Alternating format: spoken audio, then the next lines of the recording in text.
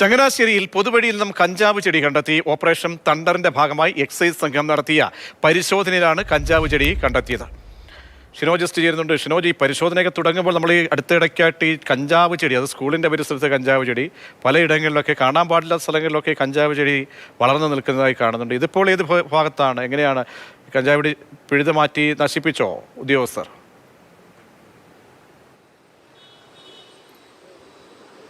പ്രതീക്ഷ, ചങ്ങനാശ്ശേരി ഫാത്തിമാപുരം ജംഗ്ഷന് സമീപത്തായിട്ടുള്ള ഒരു മെയിൻ റോഡാണ്. ആ മെയിൻ റോഡിലാണ് ഇത്തരത്തിൽ പൊതുവഴിയിലാണ് ഇത്തരത്തിൽ ഈ കഞ്ചാവ് കണ്ടെത്തിയിരിക്കുന്നത്.